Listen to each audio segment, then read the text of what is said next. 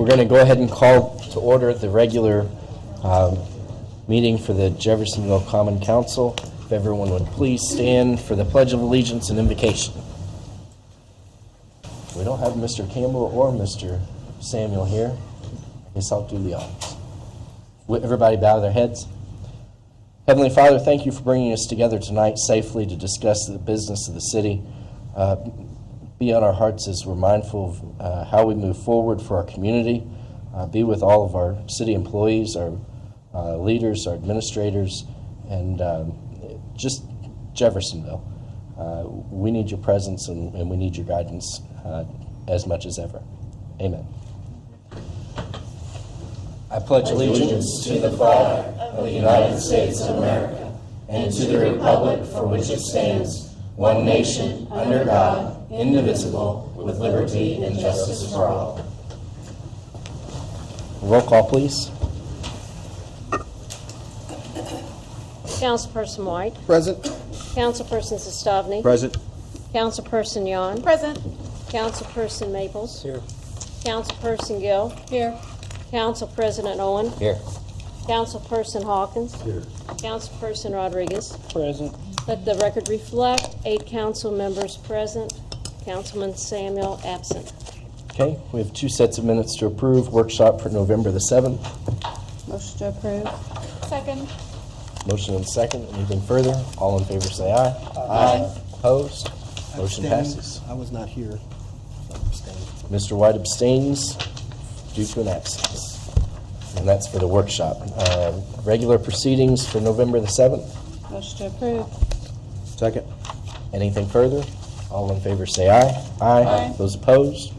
Motion passes. Claims. Now we have approval of agenda. Oh, I'm sorry. Approval of the agenda. Yeah, that's right. So on the agenda, number 1, we're going to remove 2016 OR 70.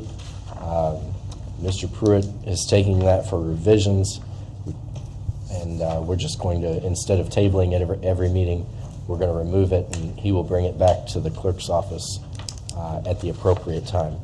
So we're going to remove number 1, and then move number 5, which is what we just had our workshop over, up to number 1, if that's okay with everybody. Are there any other additions or deletions? Make a motion to approve the agenda with the changes. I'll second. So motion and a second. Anything further? All in favor say aye. Aye. Those opposed? Motion passes. Now we have claims. I did go in,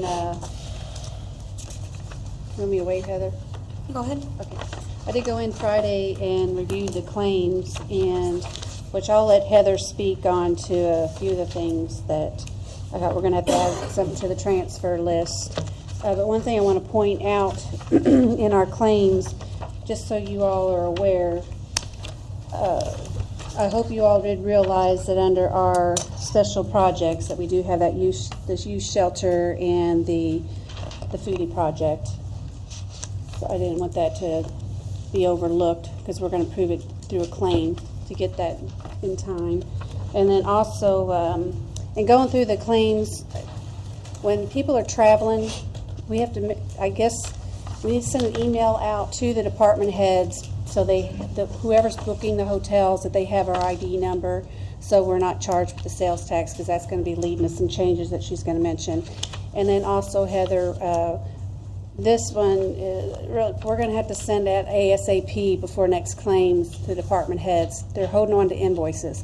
I had May, July, September invoices, and some of those delays in holding the invoices is cause for our transfer tonight, which I know we've mentioned it, and I know for a fact you've sent that email out before, but when you're holding on from May and July invoices and it's causing, here at the end of the year, a transfer, there's no reason for that. So if you send that email out, I'd greatly appreciate it, and I'll just let you bring up the rest. Okay.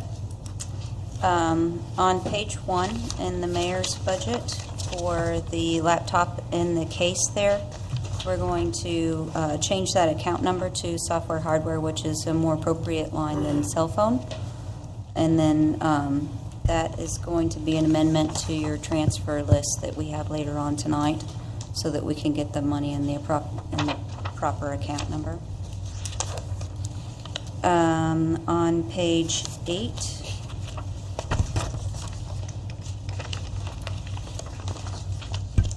there's a claim for Capital One about the middle of the page for $192.27. That one had sales tax on it, and we have the sales tax removed for the $12.58 to bring that claim to $179.69.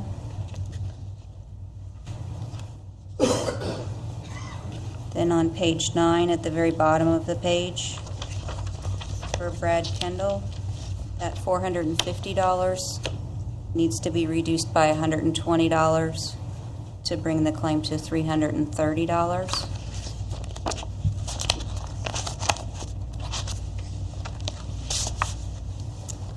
And then I have a hand carry claim for Ann Langley. She went on training, and because the hotel was charging more than $1,000, the credit card limit is up to $1,000. So she put it on her own personal account. So that's adding $1,227.76.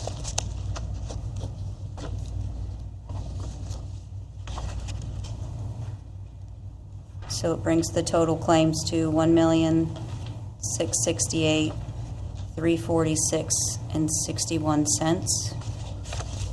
I have one other comment. On page 14,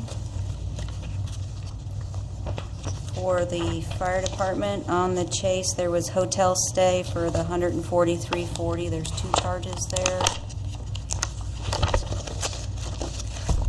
We've notified the hotel, and they've taken the taxes off of that one, so there'll be a credit for the next credit card statement of $23.40 on each one of those. So the amount that I gave you earlier is the correct amount for this As far time. as the travel, I just think it's just the ones that are going, I don't think they're realizing ahead of time they need that ID. tax ID. Well, every time someone goes on a trip, we always give them a copy of the sales tax. Okay. I know we were out of town this past week, and sometimes it's a little difficult to get other states to take your tax exempt, and we tried very diligently for that hotel to take our tax exempt form, and they denied it. So in some cases, there's no way around it. Nobody has any other questions, I'll make a motion to approve the amended amount to the claims of $1,668,346.61. Is there a second? Yeah, awesome. So motion and a second to approve the claims as amended. Anything further? I just want to say, on page 9, the 5th claim down, it's for $775. This is a claim that was not from the Parks Department, that was not brought in front of the Parks Board. I just want to reiterate, I've said it before, that I want to urge the Parks Board to develop some kind of a system with the Parks Director so that the claims come before them and they approve them before they arrive to us. That's all I have. Anything further? All in favor say aye. Aye. Those opposed? Motion passes. Thank you. Thank you. Report of the clerk. Yes, I have a request that on the transfer that you're all going to have tonight, we need to add $3,575 to it. This was I just received this last week. It was also testing from the Fire Merit Commission. The invoice date was July 26, 2016. The attorney for the Fire Merit Commission had moved, and his prior practice was not forwarding his mail to him. So that's why we just received it last week, and I've talked to the testing for public safety in regards to the police and fire merit, and have requested that all testing invoices be mailed directly to me. So this won't happen, but to get it off for the end of the year. And this would also be transferred from legal. into testing. Vicki, while we're at the report of the clerk, I don't know if this would be the opportunity, but can you give us an update on where we are on the Ordinance Violation Bureau, please? Well, we've got the person hired.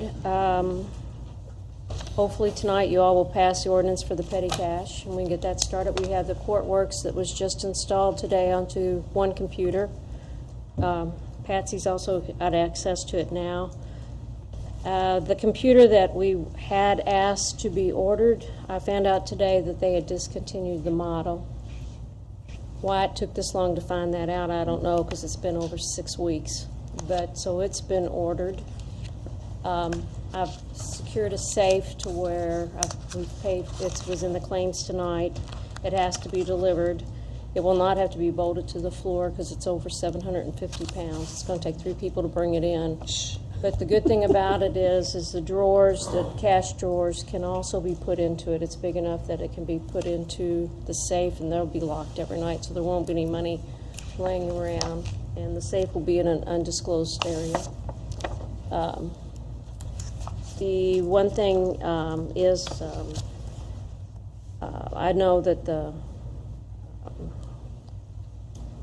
we actually will not be able to start taking money, collecting money probably till December 5th. And so we will have to, I know the animal control is concerned, so I don't know. Yeah, I mean, they can write them and cite them in, I guess, December 5th, correct? But, so it's an up and starting program. I've got all the internal control policies written. They've all been trained on internal controls. And so I've got all that ready to rock and roll. So we're just hoping to get it started. Thank you. Okay.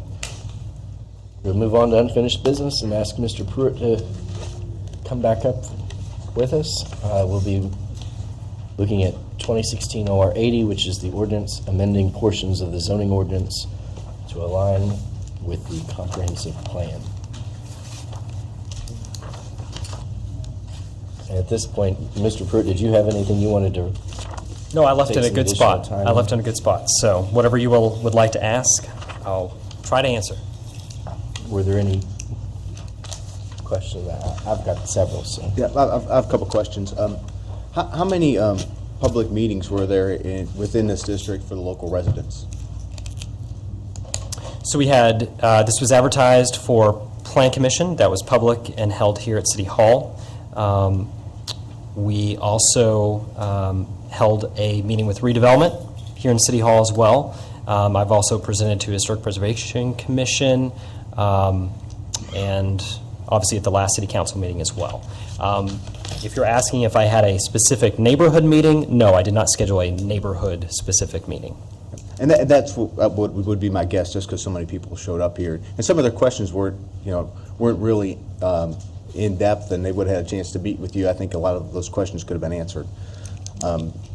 When I look at the comments that were made, and I try to take notes along the way, and a lot of it, there's, I guess, 6 or 7 key things, and that was, I felt like the local stakeholders needed to be heard. I felt like this was moved a little too fast, and there needed to be more study. But there was obviously a theme with the height. I mean, that's where a lot of the concerns were. There was also questions about trying to get more owner-occupied versus rentals. There was questions about market plan information. But I guess I'm going to focus on the height real quick. Let me ask you this. Since there seems to be so much concern related to height, why can't we just limit the height back to the 40 feet, I guess? Because I didn't hear anyone really complain about the quality of material requirements or the form. I mean, it seemed like everybody was really on board with that for the most part. But why can't we just stick with the 40 feet? And then if there is a project, and this was one of the comments too, is like, we're talking in general here and not specific. So if we stick to 40 feet, why can't we have individual projects that go above 40 feet be considered at planning and zoning and BZA, and then they can stand on their own merit to say, yeah, this project should go 60 feet, this project should go 80 feet, it makes sense. And then everybody has a chance to say, yeah, this project's worth 100 feet, or not. Sure. So, well, I'd say first, the downtown commercial district is already allows 40. And there's so many other challenges with the fact that we don't have a good residential zoning classification to use in downtown for dense development, a mixed-use code, basically, or a form-based code. So there's a lot of things that we're fixing. We're also addressing commercial properties within this district to further support pedestrian environment as well. So, I mean, to answer your question of why not keep it at 40, it boils down to the fact that we're not going to be able to meet our housing need at 40 feet. And there are so many opportunity properties and so many good examples of good development that could be instituted within this overlay district that it is the opinion of the planning department as well as plan commission and the redevelopment office that this is where we want the downtown area of Jeff to go. And so we're going to signal that policy change to developers because really, I have developers coming to my office asking about properties and asking about the process and where they can go and what properties are available and what the city would like to see. But until they see a formal buy-in from this, from the government, they're not sure if we're telling them the truth in regard to what the city actually wants to be in the future and where we want to grow and how we want to grow. So this is just a very good change to signal to the market exactly where we want to head. And again, I just want to say that the vibrancy of downtown is at stake. If we choose to pursue a development policy that we've pursued over the last 25 years, all the investments that we've put into downtown are going to start to wither. I don't want to sound negative, but it's just kind of a simple fact that in order to promote further success of downtown, this is part of that, and it can be context sensitive, and it can be respectful of its surroundings, and be quality and help us meet our housing need. So Just to clarify, so what you're saying is that if we maintain the 40-foot, then that's enough to deter a developer from even proposing something at an additional height to that because it's not clearly stated. That's what. Essentially, yes. I've had several developers that have pursued properties that would have been great locations for getting some density downtown and improving our housing stock. And once they find out we have a 40-foot height restriction, they walk away. They actually let go of their money they've invested on that option on that property, and they'll say, well, when you're ready, we'll come back. But we have so many other markets that we're interested in, and so many peer communities that are your competitor. We'll just go there instead because it's a proven thing, and it's a preference that's been asked for. Yeah. If I can follow up, then, if you recognize that there's a couple great spots for taller buildings, why can't we go ahead and ID them now and say, okay, these are the 3 spots that we would allow 100. That's what we've done with the overlay district. I mean, that's kind of what I'm describing with this overlay. There's so many properties. I mean, I could come back to you guys with the list, but I mean, there's several properties, and so this is the best way to kind of target that in. Again, I mentioned at the workshop that the alternative was to just raise the height restriction on DC, and any DC zone property, which there are hundreds downtown, could go taller. What that number would have been, I can't say at this time, although it probably would have been 100. This was a very targeted approach around all those properties that we know we want to go that direction. So, I guess my concern is that if we're not able to specifically ID some of these things, it doesn't address the concerns of all the residents and people who are here today. no, I definitely have locations Few for folks will sure. be in their backyard. Everyone's like, I won't be able to grow my flowers because they won't get sun. I won't be able to see the river because the view will be obstructed. Sure. Whatever.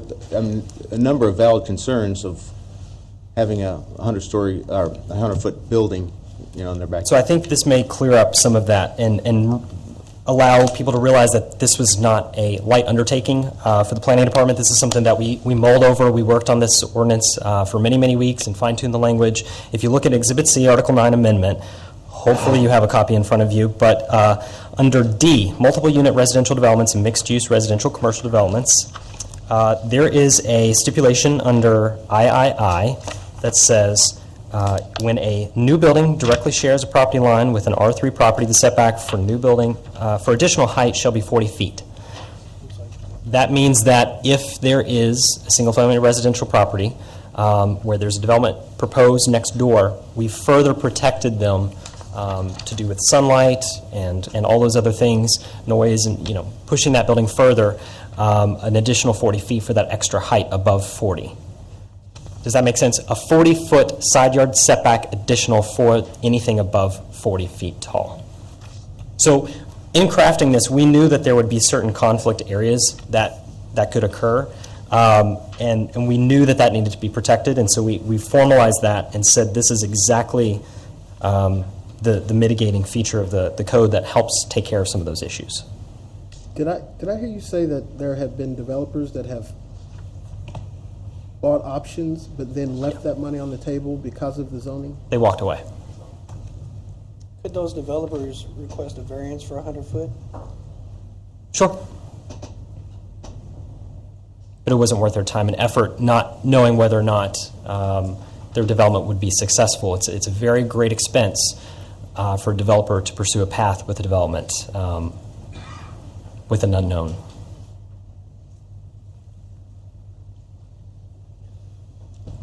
I've got a few more questions, but if you want to go, Scott. You've mentioned this housing study numerous times. Where's that at, and where's it from, and who did that? The planning department created that. It's 9 pages. It's on the planning website. It's on our Facebook page. And I provided a packet or a comb bind to each of you at the last meeting. Where'd you get that information from? It was created using census data, commuter trends, the American Education, the economic census done by the Census Bureau. All this data was pulled, and it cites those within the report, existing trends. Obviously, when you're in, I don't want to go back to that place for very long, but when you're in urban planning school, you learn how to do shift share analysis, you learn how to study demographic trends. We're not demographers, I asked but that because I didn't see any of your references, so that I couldn't go look at that information myself, is what I was asking. So I don't need you to explain that part of it. Another question I had was, one of the ladies that was here, I think it was Ms. Christensen, said something about graves on the site. What do we know about that? I'm not familiar with the redevelopment RFP, but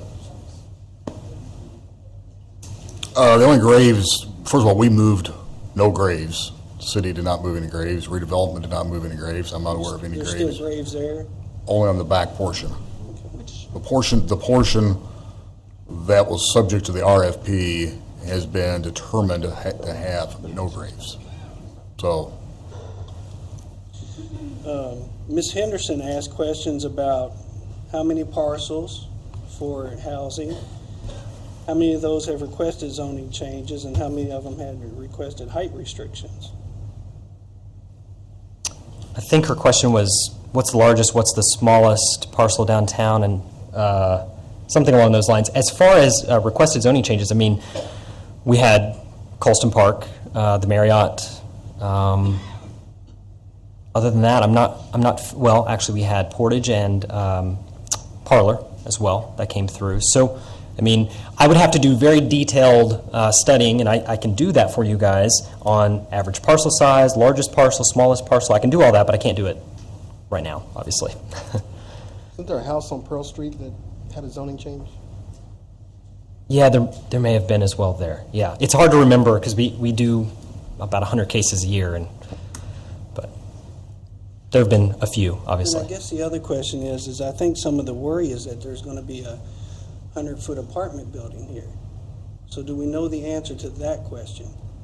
If we had that answer, it might help relieve some of the stress on Rose Hill neighbors. Where exactly are you asking? Well, for Colston Park. So Well- I guess let me rephrase my question. Is there an apartment building that is scheduled to go into that area that we're talking about? There's not an apartment building that is scheduled to go into that property. There was a project for apartments proposed for that area, and that was in the newspaper. somehow it got to the newspaper out of an executive session of redevelopment that there was going to be 150-plus units, apartments proposed for that property. But that hasn't been settled by redevelopment. And that request for proposals is still open, and redevelopment is still accepting proposals for that property. So is that no? Don't know. No decision has been made as to what the development will be or may not be at Colston Park. The Redevelopment Commission advertised for RFPs, requests for proposals for brownstones, 14 brownstones. And you know how many proposals redevelopment got for brownstones at Colston Park? 0. The market at that time evidently dictated that there was not a market to build brownstones on this property. There was a response from a proposer, but it was not for brownstones. The Redevelopment Commission rejected that proposal upon my recommendation as legal counsel, because it's best to reject all proposals, wait 30 days, and then you have the flexibility to go with any proposal you want or a proposal that was before you. But as of right now, no decision has been made as to what the project's going to be, what it's going to look like. No developer's been chosen. All that will be done in a public meeting, a public vote. A development plan will have to go before the Planning Commission as to whatever project may or may not be there. Now, wait. There's not a development proposal does not currently have to go before planning and zoning. There's going to be some development plan at some point of what you're going to build. So that's a current requirement that Yes. the Planning Commission does review. And also redevelopment is going to require, just like we are doing at the Gateway project at 10th and Spring, part of that development agreement is that the Redevelopment Commission is going to have to approve a development plan for that project before it's forwarded on to Planning Commission. And to clarify, I think while we're on the subject of redevelopment, an RFP went out and a project was selected for the Court Avenue, where adjacent to the park also, for apartments with commercial on the first floor, I believe. That was selected by redevelopment. Yeah. But that's not gone through planning and zoning either. We do, as of right now, there's not even a signed development agreement or an agreement with that developer. A developer has been chosen, but we are still negotiating the details of that. So, I mean, I think there's a lot of misinformation that is put out there, and it's unfortunate some of this misinformation is put out there by proposers who were not selected. But no developer has been chosen. We're not even near doing that.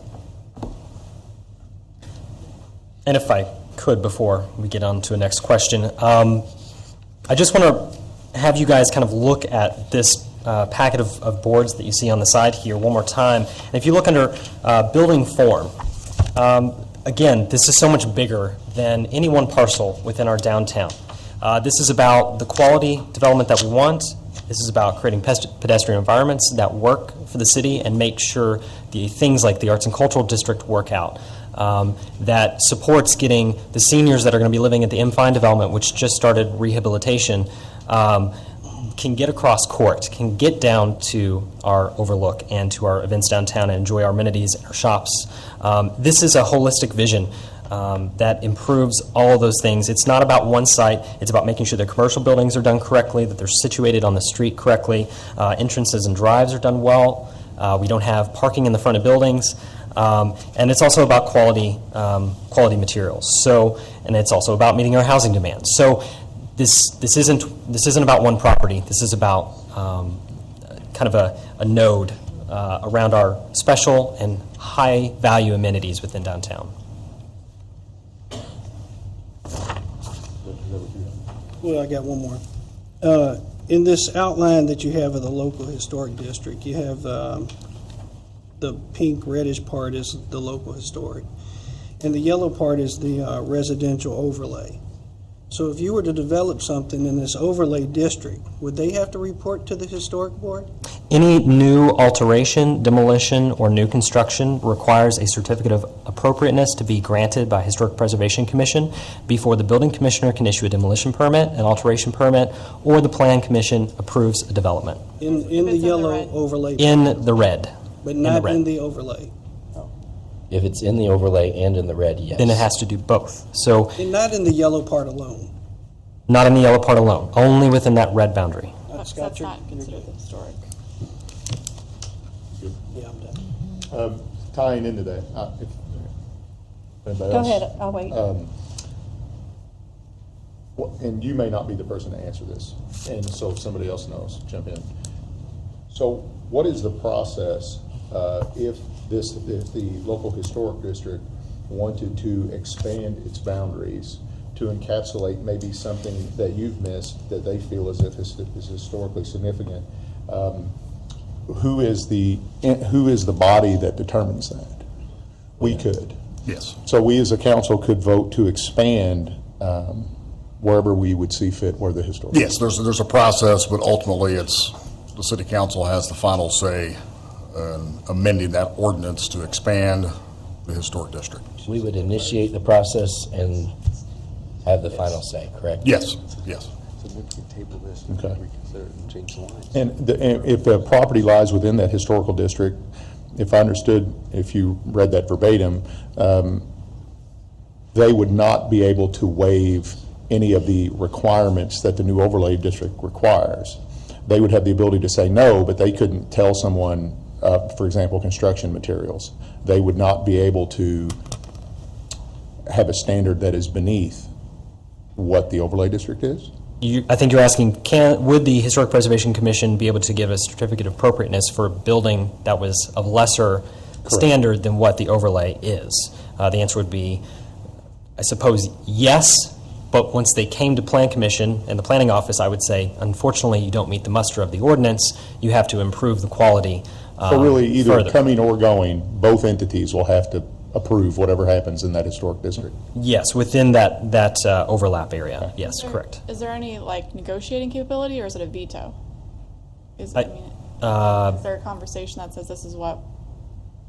The Historic Preservation Commission has obviously a board member list, and so they meet, they discuss it, and they see the proposal, and then they grant or not grant the certificate of appropriateness. I will say that in their design book, it is a guideline.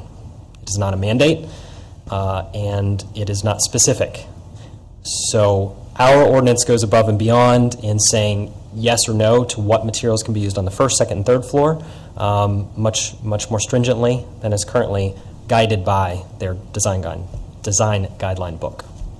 I hope I represented Historic Preservation Commission well. Laura's here. I think she can answer questions if you have some for her. But we did meet and we discussed process and kind of how that would look, and we both thought that obviously the certificate of appropriateness, as established by ordinance by council in the city of Jeffersonville, is going to continue to be a requirement and is a protectionary tool.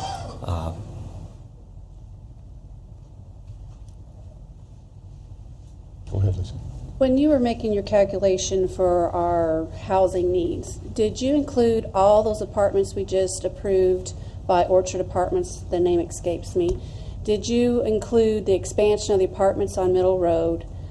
I think there were some other apartments we might. Were all of that factoring in with the numbers that you're saying we're needing for housing? Because they haven't even, ground hasn't been broken. Correct. So when we did that report and we said 4,700 new housing units, we did not deduct the 260 roughly that were approved on Orchard Peach Blossom because they haven't been built. It could take 2-3 years, and so they will fall into that 5-year kind of category. And so it's a drop in the bucket of 4,700, to be honest with you.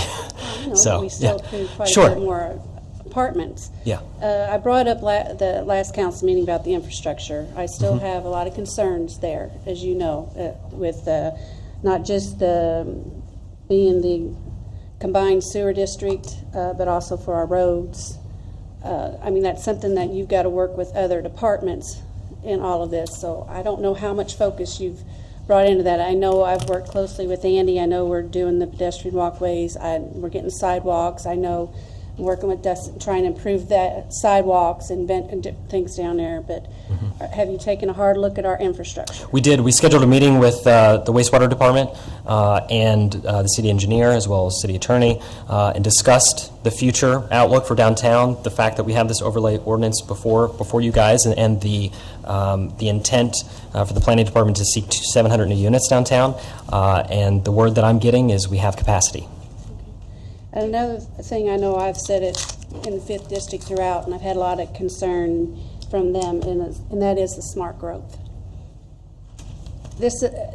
I don't think I heard anyone that spoke tonight or at any of the other meetings that were basically against this, other than I think there were some questions on the quality of materials. But in every meeting, it's all come back to height. That's the thing I'm struggling with. I just don't agree with you. I'm sorry. I'm going to respectfully disagree. I don't think if we do it by site, I think that falls more in line with smart growth. I just do. I agree with the residents, and it's not just Rose Hills. It's all the surrounding downtown. It's my downtown. It's 6th District downtown. You keep talking about all the public meetings and your vision, and you worked hard on downtown. I got to respectfully say, nobody knows our downtown better than the people sitting out here. I'm not trying to be critical of anybody or whatever. I just don't understand why, if that's the one component, why we can't just take that out. We'll have everything right here that you need, and we can look site by site for that 100-degree, or just take that height component out and do it site by site. I really have not heard anybody convince me of why that cannot be done, other than what you said that I respectfully disagreed with. How would that, I think if the developer has that money and he wants to do it, I think he's going to take the time to go through BZA or the process just like ARC just did. They did not need a height variance. No, but I'm saying if a developer has their site, if they want to build downtown and they're needing a 100-foot building, I do not see it being a deterrent that they have this to go by, that they would have to go through to get a variance from BZA for the height. I don't see how that's a hindrance. And I think that will calm everybody's nerves out there, where you say it's not about one side or the other side, which I can understand the feelings there. You're not going to know what's going next to you. I've got apartments down right at the end of my street that has devalued my neighborhood. It's destroyed my neighborhood. So I do believe that the quality and everything, the materials and everything that you have in this is a need, a necessity, and I really think that fits in with our smart growth. Matter of fact, everything in here, other than that height, is the only component I think with, I don't know if maybe up here, the ones that are in redevelopment or somebody can explain it better, but I don't see why taking that height by site basis, how that's going to be a deterrent, or how that's, I mean, the residents will walk away happy, or maybe somewhat happy. I think it's a wonderful compromise, and I don't see the harm in that. So can somebody please explain to me why just addressing the height, site by site, how that's going to change what's in here? You had a developer walk away from money because of the height, is that correct? Correct. Just one? Just one. Well, we know I've had discussions with many. None but one had a option. But I don't want to get into planner speak and start quoting definitions of smart growth, but smart growth generally is maximizing the access for people to your amenities, to your services, building upon those things, allowing for the success of business individually and holistically in a district, and supporting those things and building with quality, increasing the vibrancy of neighborhoods, asking for the development you want and then getting it and mandating that. And this is basically the essential definition of targeted strategic smart growth. Maybe I need We're to... talking about future residents. We've got people that have endured a lot downtown. to me, they're the heart and soul of our downtown. How can you not say they don't know that they're downtown better than we do? Well, I didn't say that they live there. don't know it. I'm just saying that this is the definition of smart growth. To you.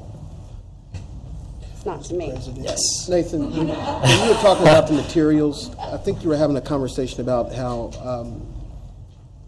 we probably wouldn't get anyone to build 8 stories because it takes a certain, you have to change from wood to steel or something of that nature. Right. Can you revisit that? Yeah, so basically, as I described before, from an engineering standpoint, when you build 2x4 stick, what's called stick construction, the loads don't work beyond 5 stories.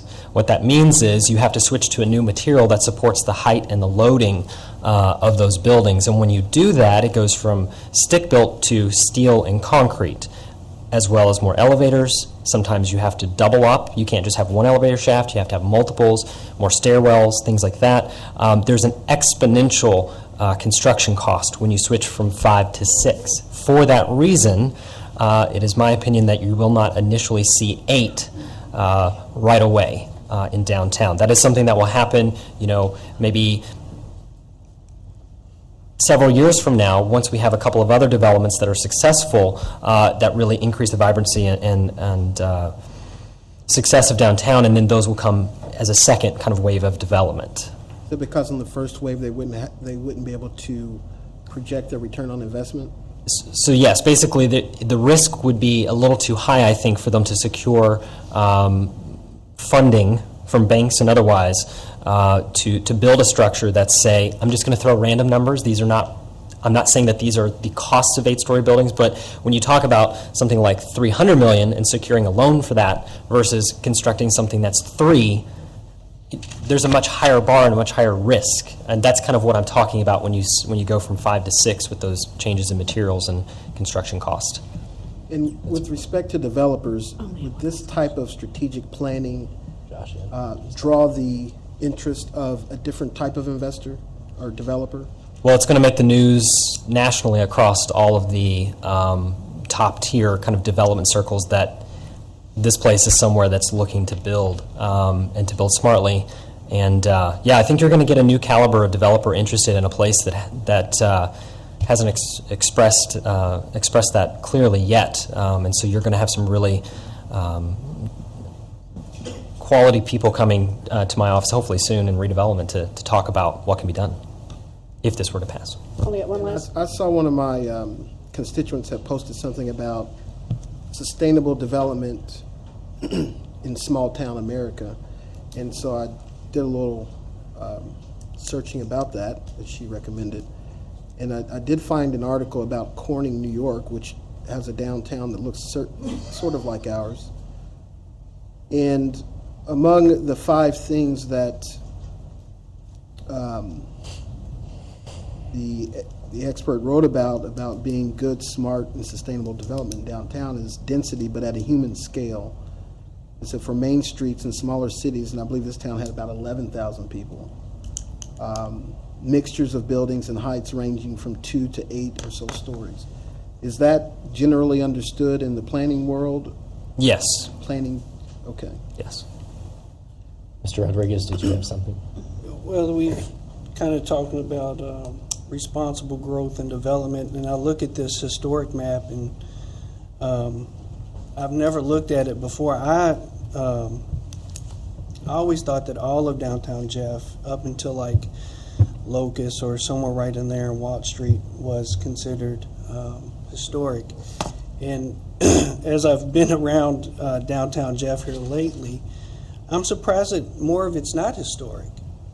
And if we're going to develop this, I guess, responsible growth and development, maybe we should look at expanding that historic district to encompass, a larger area downtown, and that might help with some of this controversy that we're having. There is a National Historic District boundary that is much larger, but again, and we've talked about this with Laura Renwick, but the map you see there is for the locally identified and historic preservation controlling district. There is a larger National Historic District. Do you know what those lines are? Laura? I think they go up to court. The National Register District, which is more of an honorary designation, it doesn't carry any kind of restrictions with it for private property owners, basically goes from I-65 to Court Avenue to Graham Street to the river. And there's some jagged edges and such, but that's essentially the area that's included. I only have one last question. Have you, because you know me, I'm near dear to my heart is public safety. So have you looked at the public safety aspects of a 100-foot building? And if there, God forbid, if there's a fire, a medical emergency, is that going to affect more firefighters or police officers for the city? Because we're already, bulging in the general. Has that proponent been looked at, the public safety aspect of it? I've not had a specific conversation, but obviously with more population growth, you need somewhat more services. You get that back with, increased property value, and once something's built, and then that goes into the general fund, and then you hire more police officers. That's kind of how that works. And so, for sure, there will be more needs, the more people you bring and the more development, but I've not had a specific conversation with our... Well, if you have 77 homes that are for sale in Crystal Springs, and we anticipate that added population we're going to need more public safety coverage, just like if we had 77 units downtown. You're correct, and I agree with that. I'm just concerned with the height, and all I can compare it to is Claysburg. I know it's an older building, but as far as EMS and even the fire department, they have a medical emergency, elevators out. Those are just the safety and well-being needs to be a component to this. Absolutely. Needs to be looked at. I think We're the building... absolutely not talking about building a building like Claysburg Towers or Clark Arms, are we? No. I think, again, speaking to the quality of development, the cost that's associated with that, it's going to be a contemporary design building. It's not going to be the examples that you see today. It's going to be state-of-the-art elevators, multiple. It's going to hit current building codes. Would you all be against expanding that historic area to? Well, and that kind of leads me into, that was loud, leads me into what kind of where my mind is. So I'm looking at this map, and I'm looking at the overlay of the historical district where those people that live in that district will have a say. And I'm looking what's left over. And when I take out Big Four Park, where the Marriott's going, and then you said if it's within 40, if I understood you correctly, within 40 feet of a residential, if it butts up to a residential property, they need a 40-foot more setback from that property line if they're going to go over 40 feet. Did I understand you correctly? So when you take those things in consideration, we're only talking about 2 or 3 places in the yellow and not in the red where that could even occur. Right? Maybe in the short term. But, north of Court, I think there's huge opportunity. Well, and I don't South think of Court anybody's to concerned. Maple. Like, for example, I don't think anybody in this room or anyone is here to argue that across the street from Hardee's, we need to limit what's going in there. I think everybody is concerned about what's happening down at the end of Pearl Street and residential and those old houses, right? Right? Right. So I would not be opposed to take a look at the historic district and see and then if we know really, and you probably do and probably can't say, and I respect that, where these places are where we could project those types of developments to kind of make it work through the expansion and give those people a say, give them an expansion beyond the scope of where the 3 or so properties are that we wish to do. And something else I wanted to say as well, and I'm leery even to say it, but it takes me, I live in the 6th District, north of the dreaded roundabout, and it takes me 25 minutes to get to here. It takes me 30 minutes to get to the restaurants downtown.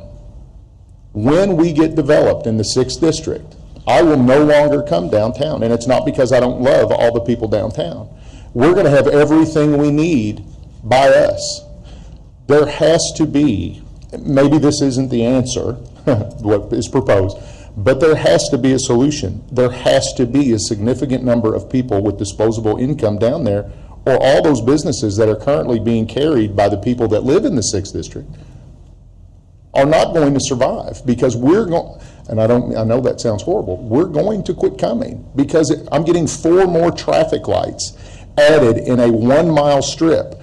It's going to take me 30, 35 minutes to get downtown. I can get to downtown Louisville with the new bridge in 15. So something has to shake free here, and I don't know if this is the answer, and this is a good discussion, but it has to, or downtown will suffer. If I could, real quickly, what you're speaking to is the relevancy of downtown and its future success.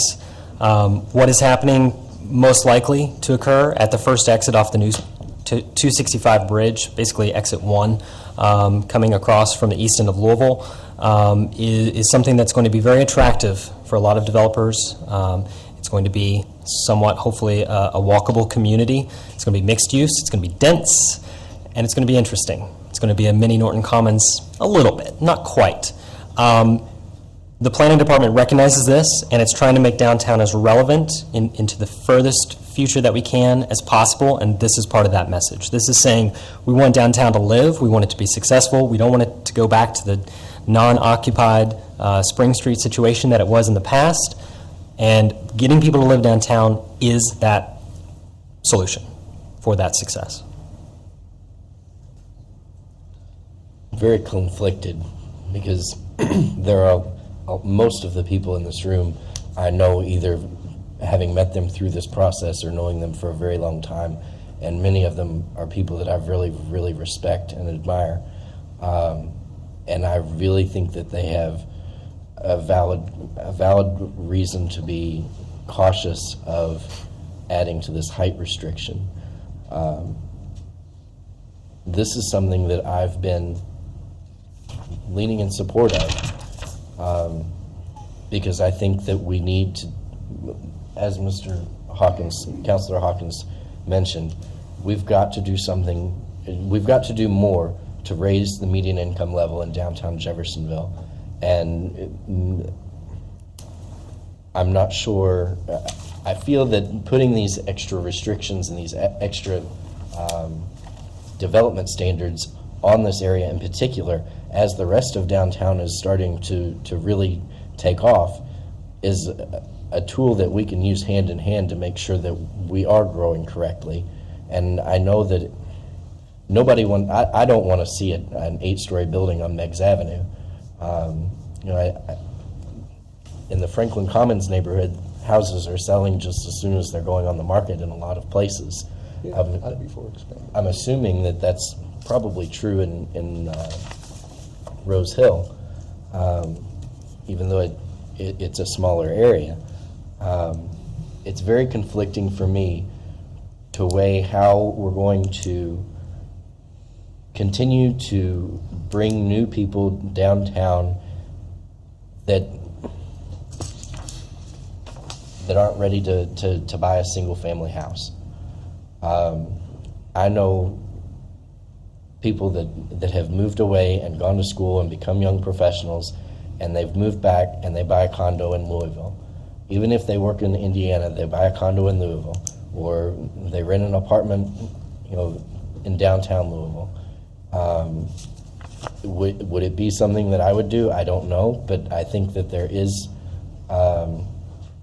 a need for that type of housing in Jeffersonville, and we don't have it. We will have it in the 6th District. There's a high-end apartment complex that I think is being talked about out your way that wouldn't fit here, but because those conversations have happened other places, I don't see why they couldn't happen here. And I think that there is a level of relief for me in knowing that there are going to be checks on individual developments as they come, as they will have to go through the Planning Commission. They will have to get their approvals. There will be time for public debate on what specific projects should go where and what it should look like. I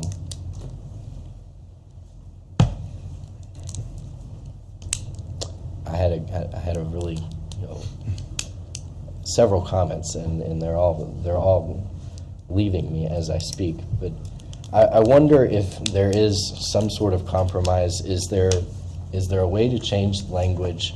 We talked about, or you talked about, stick structures versus steel structures. Is there a way to change the language to only allow for stick structures, which I think you said, I don't know what the footage would be, but it's, what, 5 stories? Yeah, essentially 5. I am 100% a believer that 40 feet is not tall enough for the area that's outlined. I'm not talking about Spring Street. I'm not talking about Riverside Drive. I don't think we should go higher on a lot of those areas. But 5 stories doesn't seem too tall for me.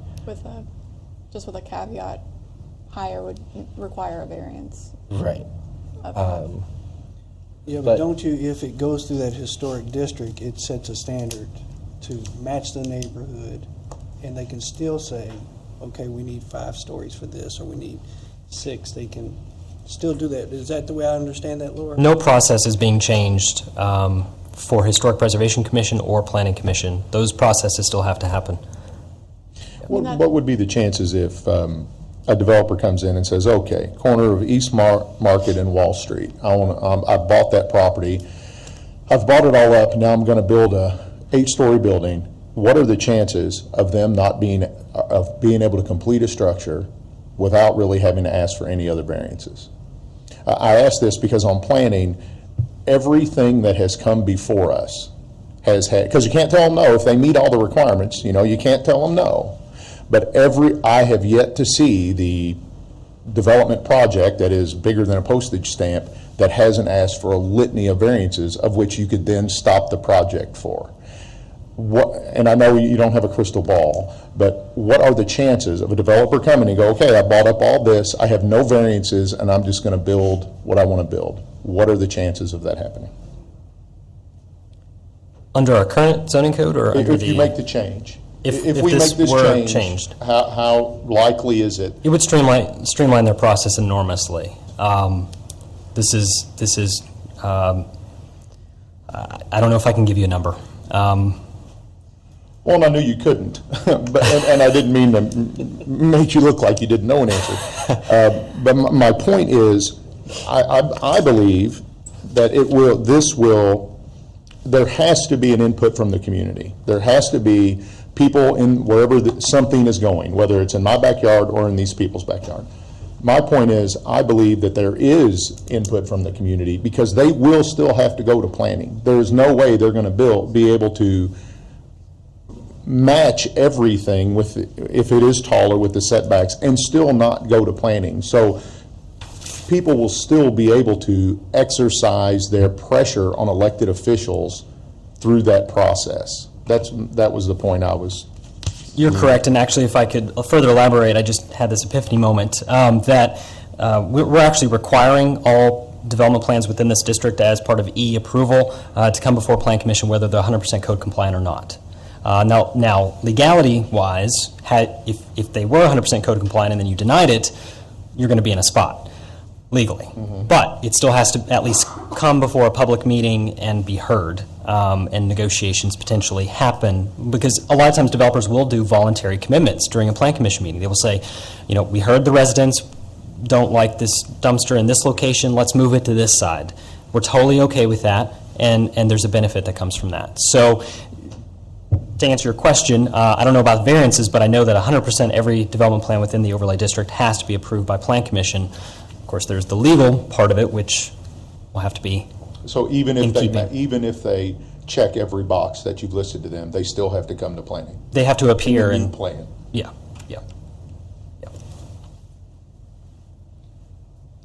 Now, there's some talk about expanding the historic district. I mean, there are a lot of requirements that you have to meet being in that, and that's going to have to be a larger discussion with a lot more people, especially if you're talking about regulating people's houses.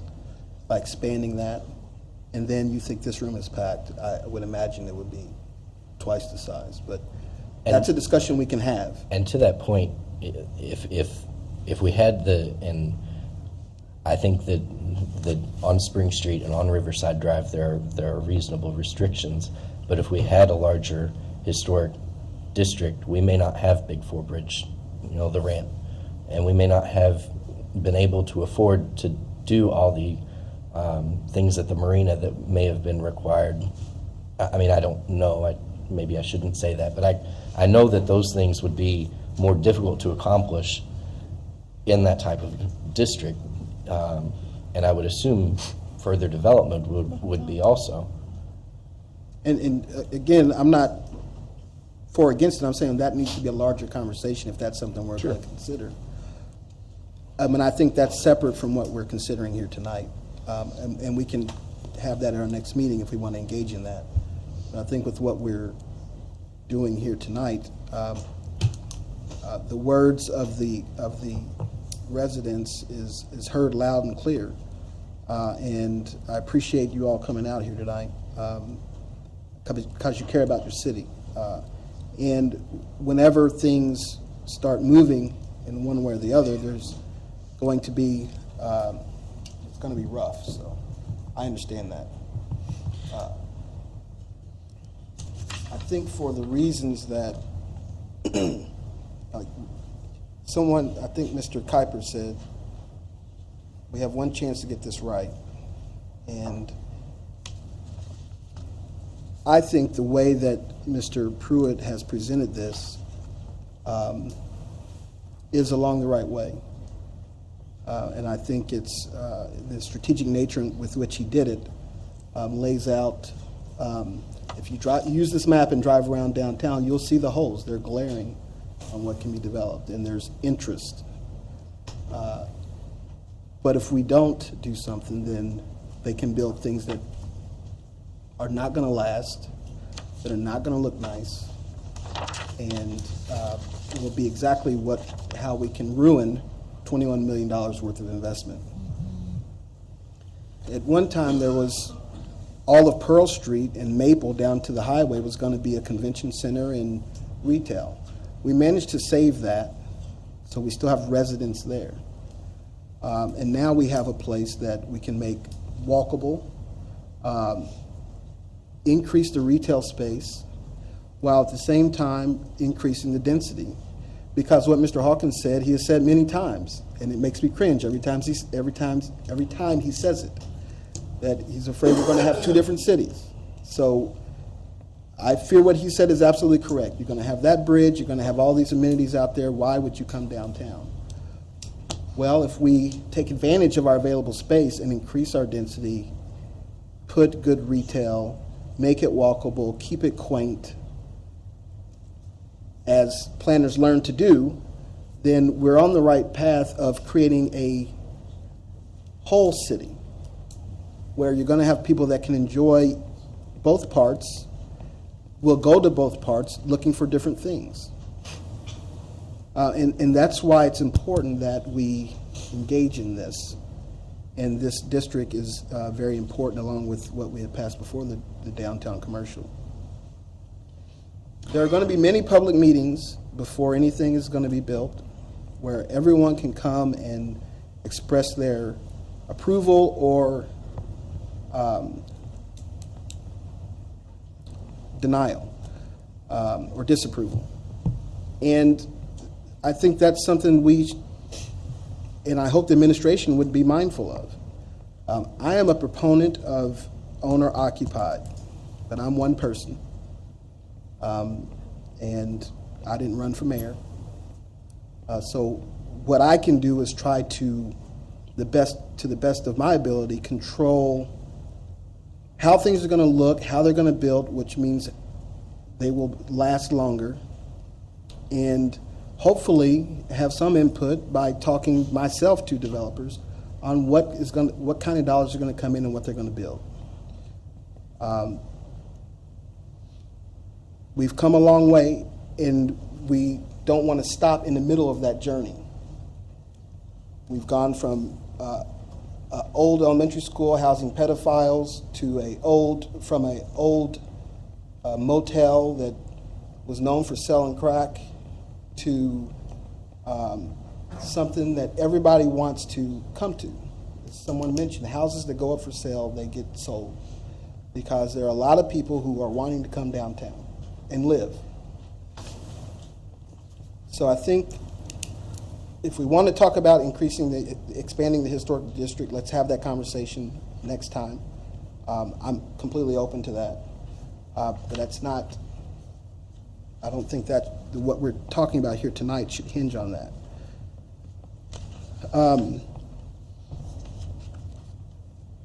By keeping in contact with redevelopment and with Nathan, and by guiding the developers that are attracted to Jeffersonville and want to put their money here, we can steer what's happening in the right direction, and I think that's the job we have to do today.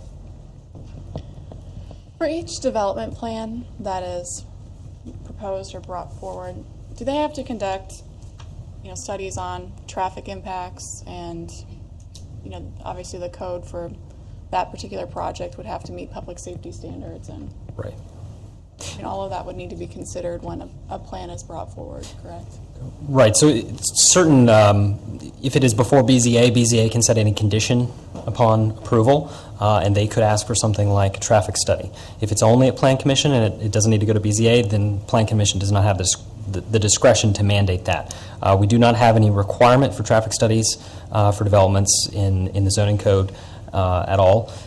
It's not a requirement, just the general, like you say, there must be adequate facilities generally, and that includes sewer, water, roads, all those things we check, as we're going along, making sure developments are not built, subdivisions, for instance, aren't being built in the middle of fields with no services or no roads. So we have a bonding process for that. We work with the city engineer's office. The fire commission receives all of our plans and comments back. This road width isn't right. We can't get turned around in this cul-de-sac. Things like that. So. There's a process for talking about those things, for sure, but not mandated to have a traffic study. Thank you. Is there anything further? Mr. Pruitt?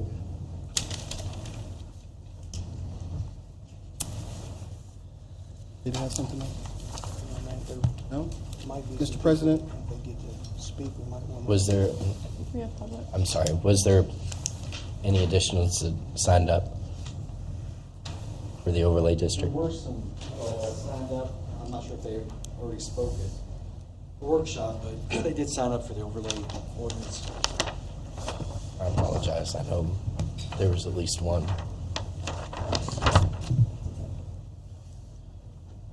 And just for the record, we did our public hearing, the statutorily required public hearing at the last meeting. Right. So that's like public comment, but technically we don't have to reopen this for an additional public hearing. Had that at the last meeting. Right. Yeah, I mean, you can allow public comment, but you don't have to open up for technically a public hearing. Most of these are repeats. Brandy Brewer is one that is not from the former workshop. Ms. Brewer, if you'd like to come up and give your name and address, and then please spell your last name for the record, and then you'll have 3 minutes. My name is Brandy Brewer, B-R-E-W-E-R. I live at 321 Pearl Street. I am the president of the Rose Hill Neighborhood Association. And as you have heard tonight, as well as at our couple of other public hearings concerning this matter, we have some pretty legitimate concerns about this overlay plan. As Ms. Gill pointed out, our primary concern is about the height variance. I think that we all know how we would probably feel if we were to learn, even with a 40-foot setback, how such a tall structure in our backyard or in our side yard or on our street would impact the quality of our lives. I think that it's obvious that none of us here are opposed to development. It's a great and grand part of not only our city, but I think particularly the Rose Hill neighborhood. We love seeing the people that are coming into our community, and we love being a part of that. I think that the important thing to take into consideration is taking us into consideration. We talk about an overlay project that sounds, for all intents and purposes, really good for the overall benefit of the community. I just hope that you take into consideration the overall benefit of this smaller piece of this community, and don't overlook our personal needs. Thank you. There are only 3 names here, and they are repeats, but I'm going to give them 3 minutes unless somebody objects. We've spent more than 2 hours. If I'm not allowed to speak, I would object if I'm not allowed to speak. Yes, ma'am, just a minute. As I was saying, I would like to give everybody their time to speak that spoke up, unless someone objects. We've spent more than 2 hours on this. We can spend another 12 minutes. Ms. Knight, I'll call you up next. Thank you. And just same I would just again. like, Beverly Knight, KNIGHT, 416 West Riverside Drive. And I would just like to address a couple things that I've heard here, just as kind of a rebuttal, and I'll be quick. I know we're all really tired. And I'm sorry, I don't know names. Mr. Hawkins, I believe. Mr. Hawkins, and I think, Dustin, you made this point as well. You said specifically that when everything is built on the east end, you will no longer come downtown, that there will be no need to come down here. So my question is, if you will no longer come down here because if it's a 30-minute drive, why do you think people who will live in downtown and spend $1,000 on an apartment will drive the 35 minutes to the jobs? If you're not coming down here, they're not going there. And if they don't work here, going down there where all the jobs are, then are they going to go across the river and pay the tolls? So again, it's kind of like what you were saying. If you're not going to come down here, they're not going to go down there. So I think that's a very valid point to look at, that if you don't think you would ever come downtown because of a 35-minute drive, why will people who live in these apartments drive 35 minutes to a job? Couple other things. We talked about future and current, and I think, Lisa, that was something that you brought up, and I appreciate that. I do. I think that you were listening to things that we said. I think that the future, you always have to have the future. I mean, you know, that's the people that come in and do the new things and the change. Again, that's something I said, we are not opposed to change. We are not opposed to the future. But you cannot have a future without having the past. And those of us who came into this neighborhood, like I said, when I moved into my home, there were apartments on both sides of me. They were in disrepair. We have all worked very hard. I have watched people take chances and move into this neighborhood and spend a lot of money and a lot of time into homes that maybe they took a chance on, but they did it because they loved this area, and they still love this area, and they want to see good things happen here, but they want good things, not just anything. They want good things. And another thing that Mr. Pruitt talked about, weeks versus years. And again, that gets back to, he said they spent weeks on this. Weeks. We have spent years here. I have spent 14 years here, and that's a very small amount compared to what a lot of these people have spent, a very small amount. So I think that I'm asking you all to consider that maybe we need a few more weeks. Maybe we need more than just weeks on something that is this big. This is huge for Jeffersonville. This is your all's legacy. This is what you all will leave behind. The vote that you all make on this is what you all will leave behind for Jeffersonville. This is not just a few people who are discontented that live in Rose Hill. This is the history, this is the future of Jeffersonville, as you say. And the decisions that you all make here are going to affect our future. It's going to affect the future and the face of Jeffersonville. It is your legacy. Please be careful with it. Thank you, Ms. Knight. Katie Miller? I'll give my time to Mr. Kuiper. Thank you. Mr. Kuiper? I have an option to get 6 minutes? Not I won't do typically, that. but we'll let you go. Case Kuiper, K-U-I-P-E-R, 322 West Market Street. I'm just going to go back to my earlier premise.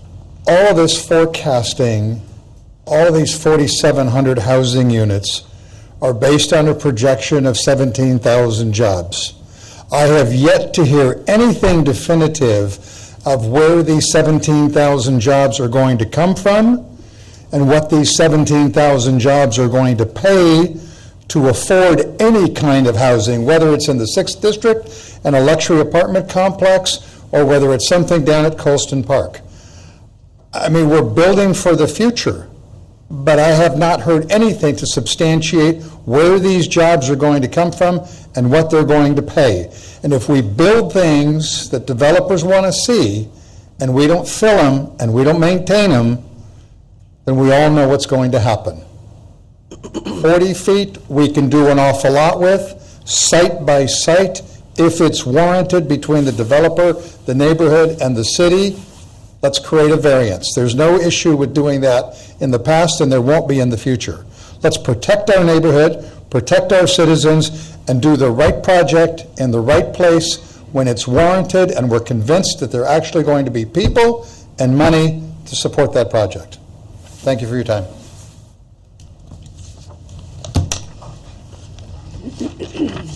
Okay. Is there anything else?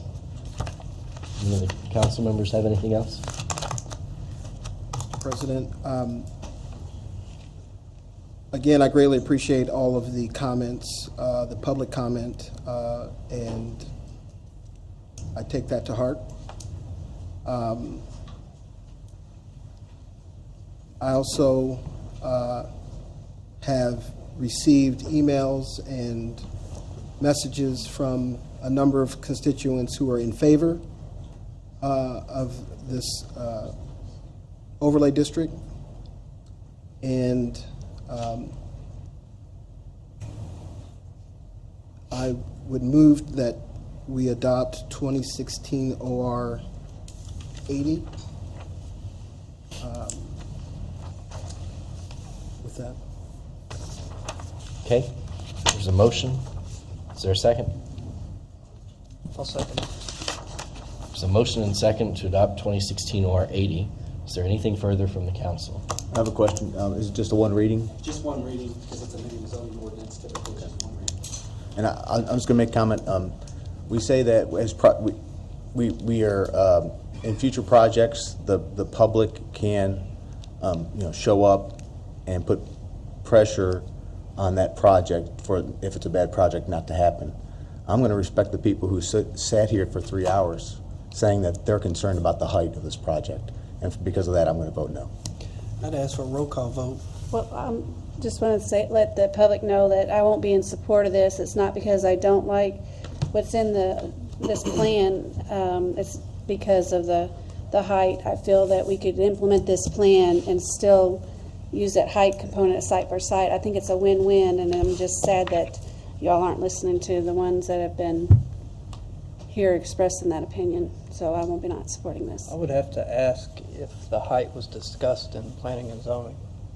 The height, the first time was discussed, it was taken out, I believe. Was Mr. Pruitt here? Couldn't have been taken out or wouldn't be in it. No, not when we but when height was part of was another discussion that we were sending on. I can't remember that. I think the question is, We when talked this about the passed height. planning and zoning, was the height in Yeah, it? when this passed planning and zoning, was the height discussed in planning and zoning? Yes, it was. And it Was it comes with a unanimous? favorable recommendation. That's Was that correct. unanimous? Everybody there did vote for it, but let me say that some of us on the council recognized that there was another step, as did the people in the audience, that they would be coming to the city council, and that'd be the chance to get the final say before a vote. Was there anybody from Rose Hill at that planning and zoning meeting? There were some, yes. And I just want to say, Mr. President, I have heard you, and as I have already began to do, I will be keeping in close communication with the administration on any planned projects that are coming within this district. I will continue the communications I've had with a developer who is seeking out other developments. And we may shake our head, but I have done these things. And we will try to get the best project, and we will see what happens, because nothing has been decided yet. So with that, I would encourage this to be passed by the council. Yeah, one thing I recall that when you asked, was it unanimous, I believed Rita Fleming may have voted against. I don't think it was unanimous. No, I think you are right, I'm sorry. I think Rita Fleming. Yeah, you're right. voted no. Yeah, that's right. Mr. Was it Pruitt. unanimous? I know she had some concerns. There was discussions at first. Mr. Pruitt? Or either here nor there. It was either, perhaps not. Okay. Councilperson White. Aye. Councilperson Zastavny. No. Councilperson Yon. Aye. Councilperson Maples. Aye. Councilperson Gill. No. Council President Owen. Aye. Councilperson Hawkins. Aye. Councilperson Rodriguez. No. Passes 5-3.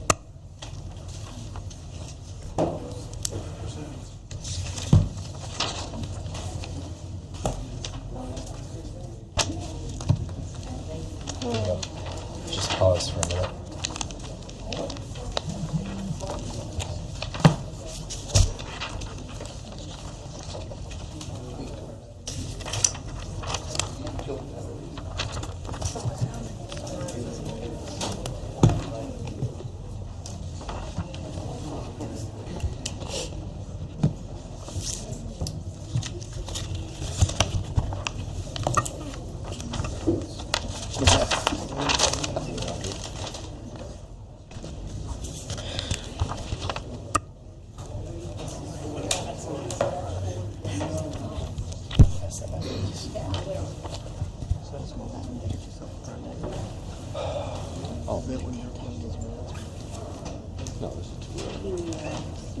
Tell me why y'all Never are know. leaving them Oh, on the this- side. This one's gonna linger.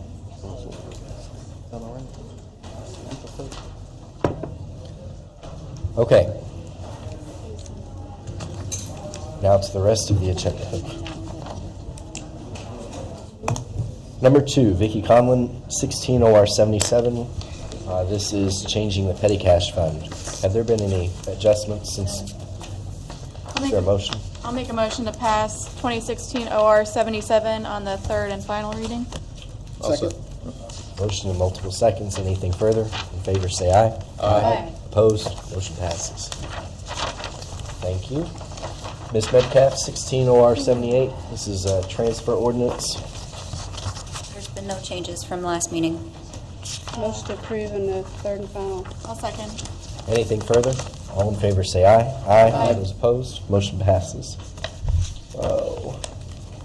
Ms. Metcalf again. We're going to have a public hearing on 16 OR 79, which is an ordinance of additional appropriation, if I remember correctly, because I'm signing. Yes, there's no changes from last meeting also. At this time, we're going to open a public hearing. Is there anybody to speak in favor or against 16 OR 77, which is the additional appropriation? Seeing none? What would I say? 77. I'm sorry, 79. 16 OR 79.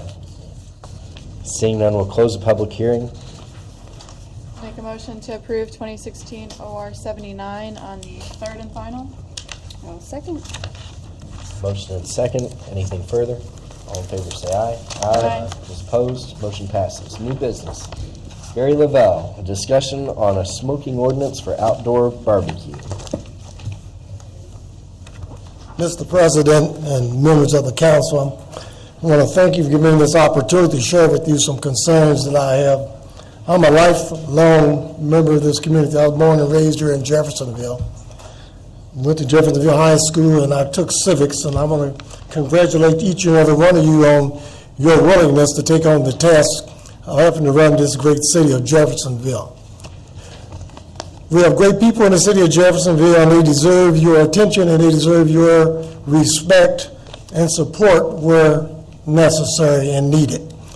And I'm coming here today to represent my business, my family business, which is Big Ben's Barbecue, which is right over here. I have some information that I'm going to share with you.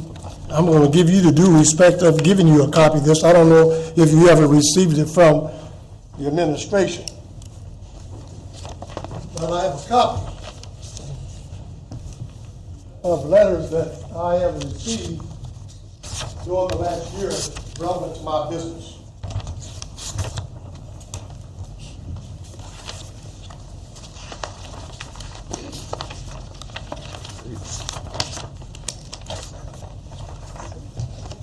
I'm going to make a statement up front because I feel so strong about this, and I will make this statement up front to you. I feel that what has happened to me and my family, my business, has adversely affected our ability to operate and to make a profit in this community, not based on anything other than the subjective opinions of individuals who I feel have exceeded their responsibilities as it relates to the ordinance that doesn't exist.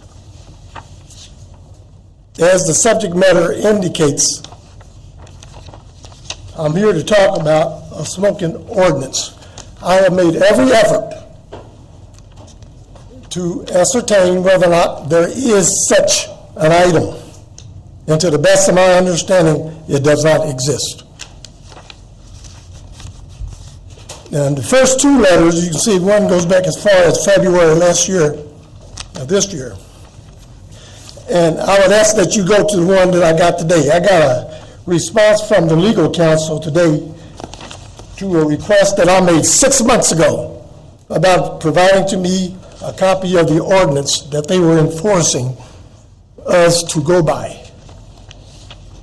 And what I got today was a letter, and I have some serious concerns about this letter. I accept the apology, but I'd really question the substance that's in this letter. This letter refers to an ordinance, 2010 OR 30. I feel that this has been a misapplication of this ordinance as relates to the subject matter that I bring before you today. There are innuendos, accusations, and downright insults in this letter as it relates to how we have operated our business here in this community. If I may, for a few minutes, share with you something.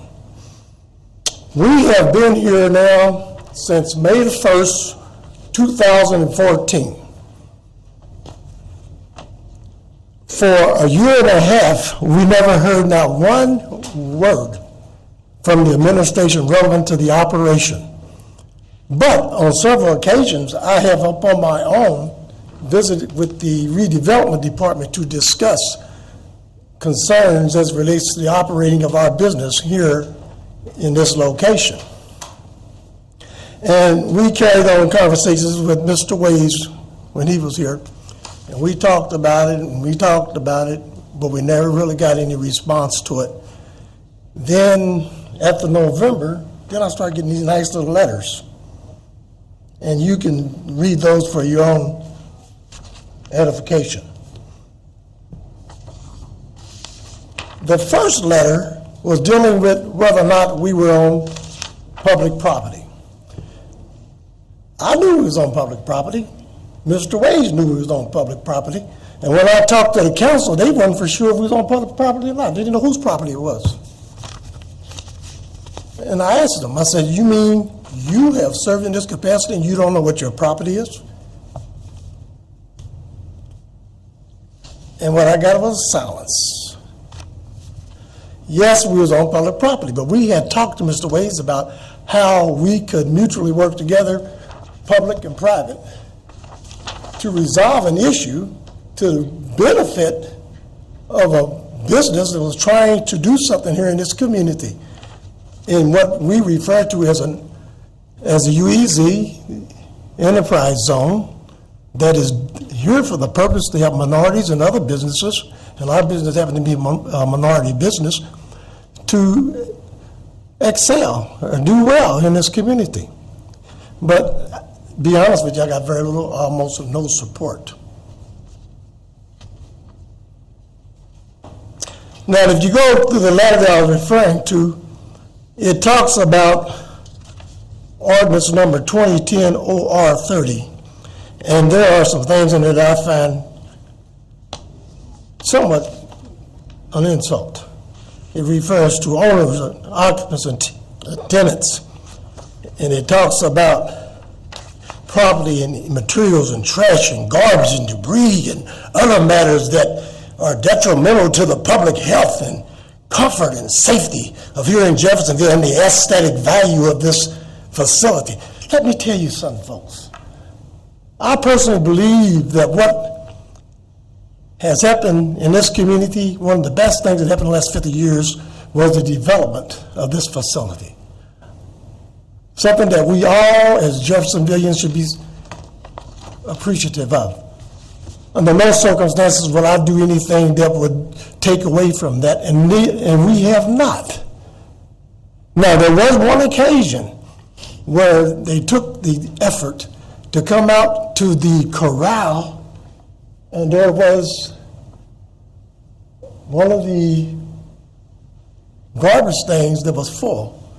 And let me tell you how it got full. You had somebody over here doing work for you that put their junk in my container. So we didn't say anything, we didn't complain, we just threw the stuff on there. So they took a picture of it. Then later on they wrote a letter, and they tried to make it seem in this letter that this is how we operate. We do not operate like that. We do not operate like that. There's accusations about maggots and stuff like that. We had one occasion in the summer where some meat was thrown away and there was some maggots. We took care of it. Someone from this building called the health department. The health department came over and talked to us and told us what we need to do. We got a larger container. We got the proper container that they required, and there's not been another incident in almost 3 years that would reflect what this letter is implying. This letter is a false representation of what is actually happening in that building over there, and I find that to be an insult to me and my family. Then it says on there, additionally, the city is concerned about the maintenance and cleanliness of the area around the business. The garbage, the waste has not been properly disposed of. The question should be to the person who wrote the letter, when's the last time you come to see? Because there was that one incident that was been taken care of, and it hasn't happened since. Then we get into the smoke. I met with the mayor and his council on 2 occasions, and we talked about it. And the first thing they told me, I said, what are you talking about? Said, we have a couple of people over here in the building that can't stand the smoke. One of them was walking around with a smoke mask. And I said, are you serious? I said, who are these people? Do they file a complaint? Silence. Silence. Then I asked the question. I said, are you saying that they don't like the smell of barbecue smoke? Is that a problem? Oh, by the way, you are the reason we had to get our filters clean, because the smoke and grease from your cookers create a problem. And I'm saying, wait a minute now. This building, I don't know how many years it's been here, and this is the first time you had your filters checked, and you're going to put this all on one business that's been here for a year? Then I asked the big question. They talk about onerous smells and odors from the smell of barbecue, and I've asked many of my patrons that come to my business, do they prefer the smell of barbecue to what we smell from the sewer over here?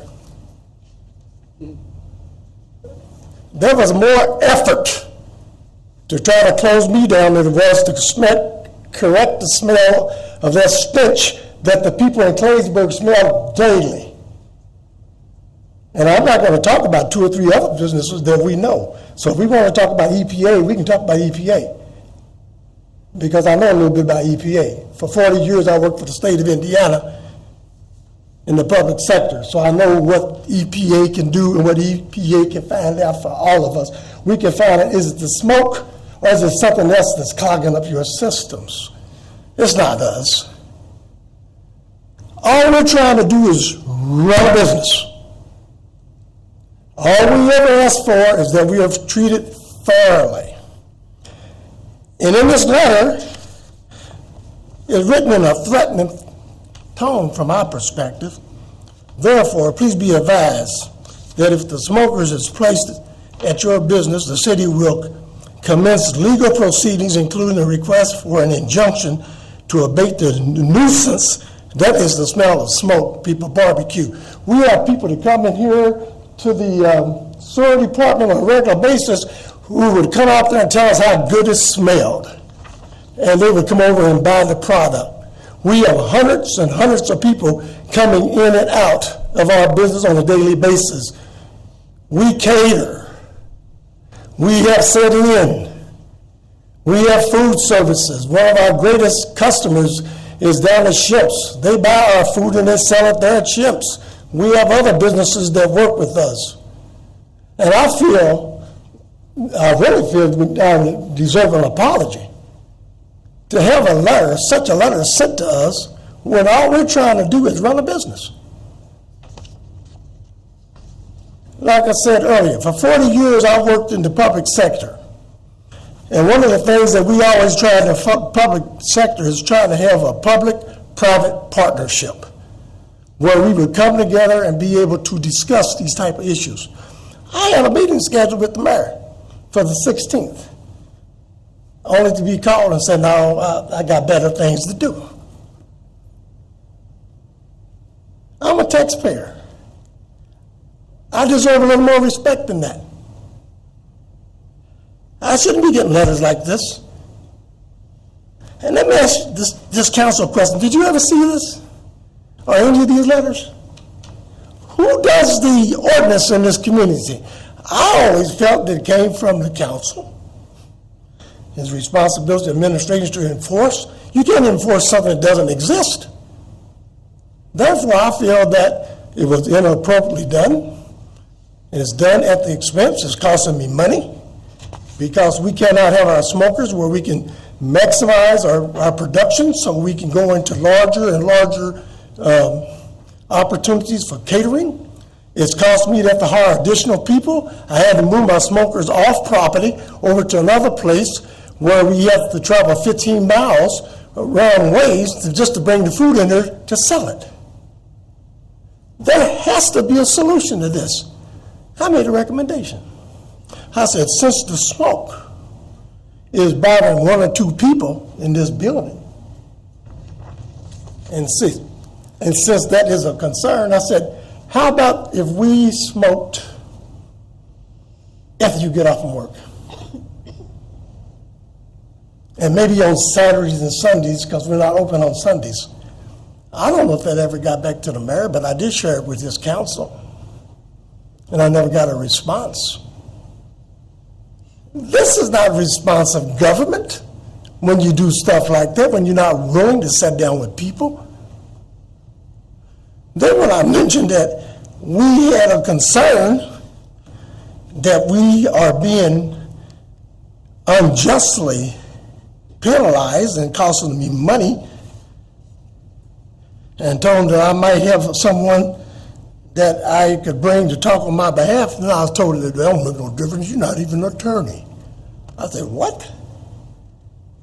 I said, well, I know how to get one. I'm not looking for a fight with the city of Jeffersonville. All I'm looking for is some accommodation, the same privileges you give the people downtown. We had 5 businesses here in this quadrangle. 2 of them left, and they told me the reason they left is because they cannot get support from this city to do anything. We have concerts. We have things on the river.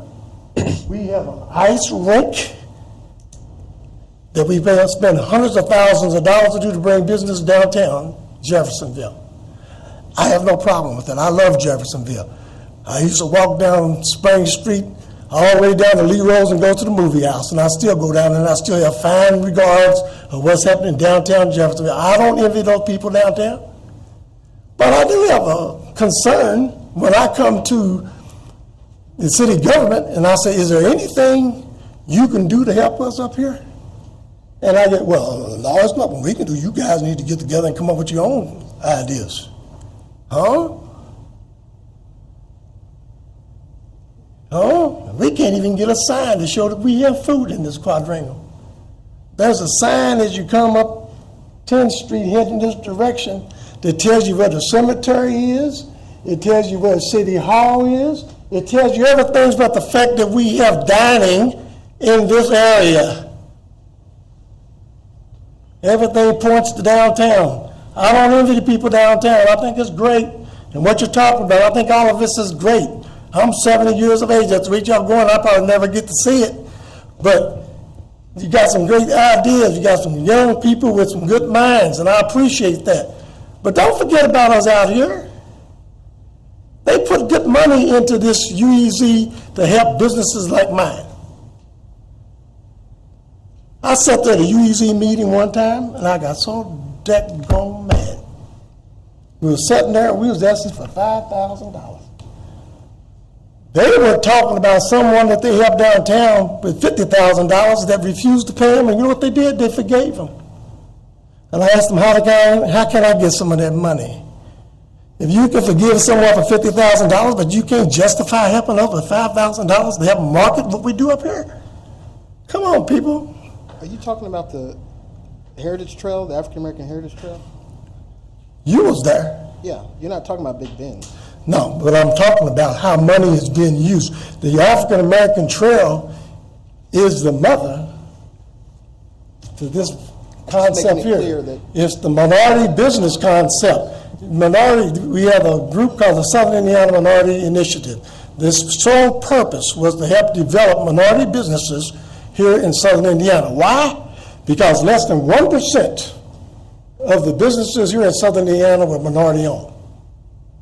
We took on that initiative. I was a part of that initiative with Maxine Brown. We looked for a minority business to come into this community that would be able to sustain and make it. We tried 2 or 3 different individuals prior to Big Ben coming into here. Big Ben has been here 2.5 years, going on 3 years. Be 3 years, May the 1st. We have not got one red penny from the city or from redevelopment, even though we have talked to people and they just gave us pleasant little ear and never did get back, never would follow up on anything that they promised. Just to clarify as well, the UEZ Please. has forgiven $50,000 in loan, because we don't do the loans anymore. Well, So I'm not sure. okay, what I was referring to, and I think you was there at the table when I said what I just said. There was a business downtown that started and got money from the UEZ, and the gentleman refused to pay the money. And they sat there and they voted to waive it. And I asked, I said, wow, how do we get some of that money? Sure. I was being sarcastic, but the truth of the matter was very simple. If you can do things for people down there, why can't you do it for the people out here? That hasn't happened in the last 5 years. Well, it hasn't happened in the last 5 years, but you know, we were talking about 6 years ago, we were talking about this, because I've been involved with this for more than 7 years. Mr. Lavelle, we're getting, we're. Well, my point, I'm going to go, man, and I appreciate your time, but you know, this really bothers me, especially with this smoking ordinance. Unless someone can tell me that there is a smoking ordinance, then I think this letter is a misrepresentation of what the problem was that they stated earlier. And also even more egregious than that is the fact that you took another ordinance and tried to pretend like it relates to the issue that we're talking about, and it has nothing to do with that. This is laughable. This is truly laughable. Mr. Rodriguez, did you have a question? Well, it sounds like Mr. Lavelle is looking for some kind of compromise to this. And I did call him today. I also spoke to him back in the summer about this, and the concern was that he was told that there was an ordinance against smoking. And then today, he got an ordinance that he's been a nuisance. So I think he feels like he was miscommunicated to. Is that correct? I'd like to think it was done by error, but the fact still remains that it is not. It's definitely a misappropriation of that ordinance, a misreading of the ordinance. That's not what the ordinance is about.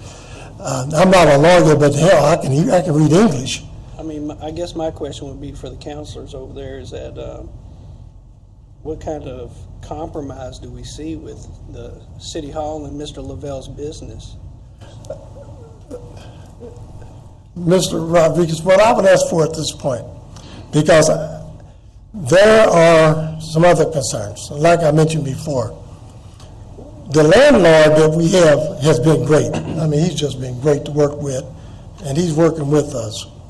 And once we moved our product from off of what was stated to be city property, which we did it according to the letter we got that you saw, we did it. We weren't trying to be obstinate or anything like that, we did it. Our landlord told us that we had parking space next to the corrals that belonged to us, for us to use. So I took the smokers and I put them there. And that's when you got the second letter.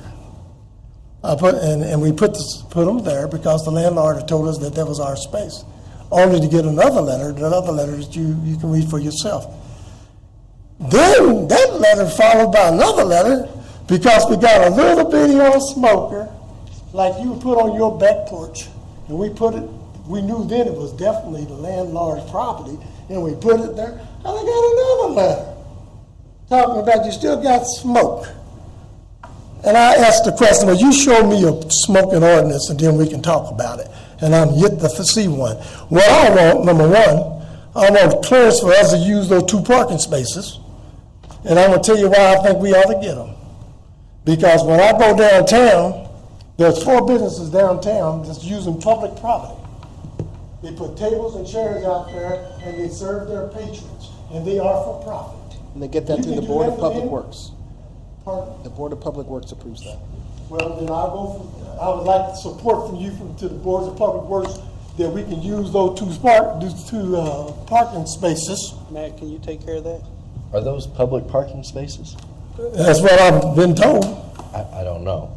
I thought that everything outside of City Hall was privately owned and it was privately maintained. Because I know the city doesn't do like the snow plowing here outside of our parking lot. Well, that's even better because it was our landlord that told us that we could use the space.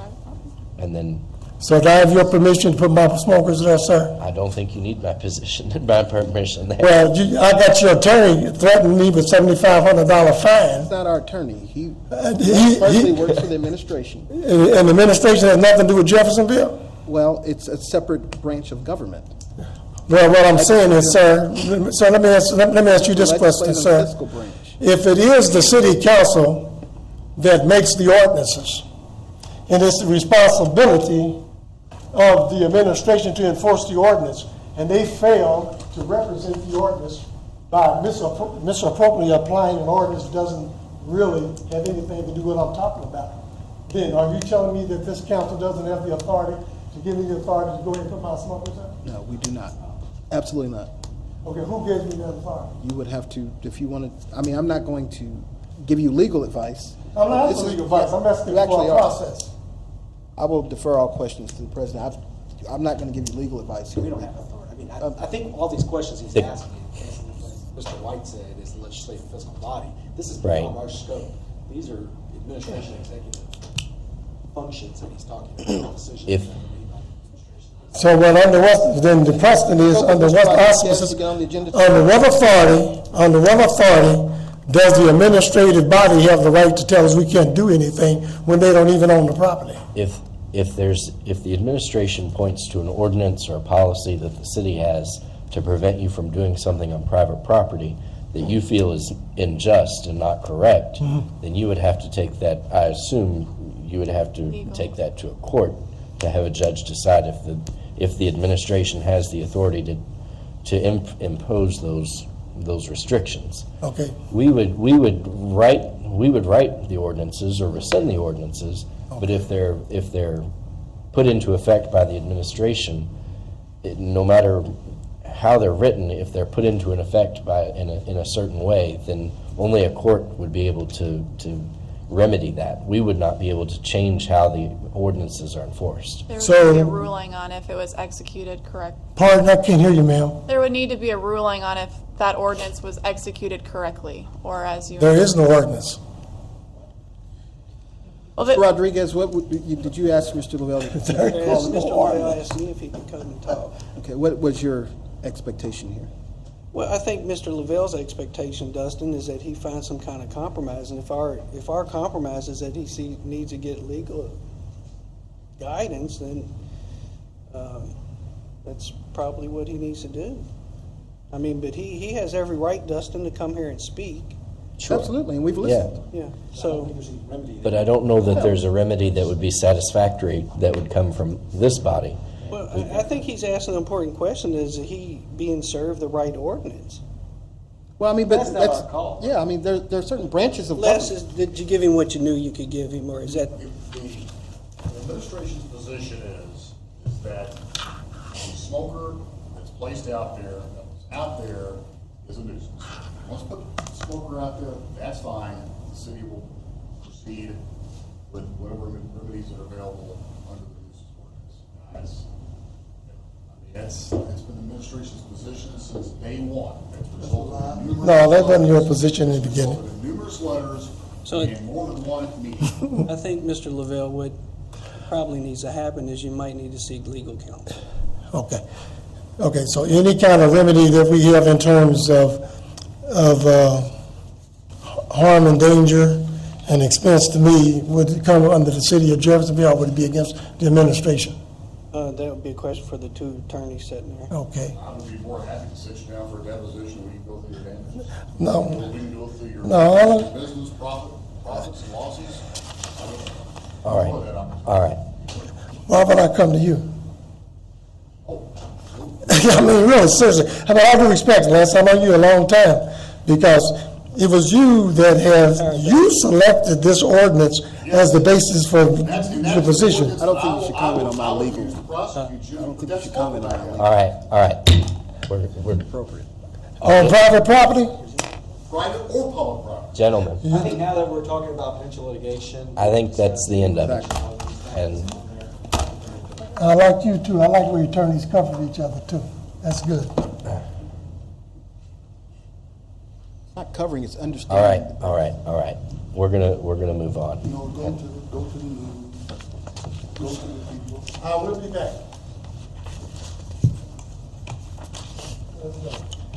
Next on the agenda is ordinance fixing the salaries of an elected officials for 2017.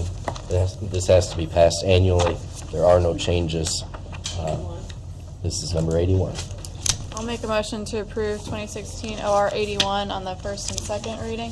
I'll second it. There's a motion and second to pass on the first and second. Anything further? All in favor, say aye. Aye. Those opposed, motion passes. Mr. Merkley, an ordinance establishing a fund to receive money, infrastructure money.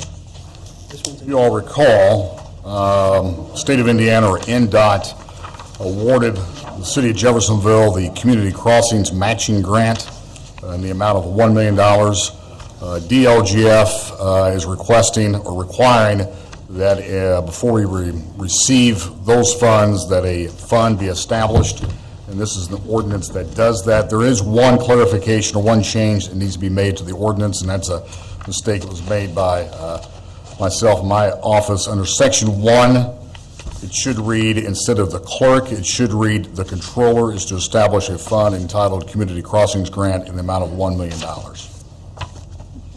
Is there a motion for the change? So moved. Second. It's a motion and second to change clerk to controller in the ordinance. All in favor, say aye. Aye. Those opposed, motion passes. Is there a motion to pass the amended ordinance? So moved. Second. Motion and second on 16 OR 82. All in favor, say aye. Aye. Those opposed, motion passes. Ms. Metcalf, an order transferring funds. I'm sorry, was that the Yes, first and second? first reading? and second. Yes, ma'am. Whatever you want to write We're down. just going through. Now, this is what We we need to add two something, things. yeah. Yes. So the first three are in regards to the HR department purchasing some hardware and software for new ID tags, and that these other departments have it in their budget that they could help pay for a portion of those. And then the last one is believe the one that Ms. Gill was talking about that was from bills that were held onto for too long, and now they're just coming up, and so we need to transfer to that. Is there something that we need to change the account? Yes, Remember? yes. Okay. And then I have the one to add for the mayor's office. It's $921 from cell phone to software and hardware. That was for the laptop. And then also adding the one from Ms. Conlon for the Fire Merit Board for $3,575 from legal to testing. How much was it? 3,000? 3,575. So those two will be added to the ordinance for your next meeting.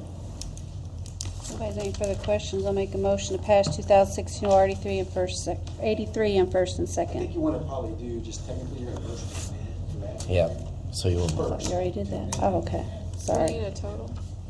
Make a motion to amend 2016 OR 83 to include the two additions of the 921 and 3,575.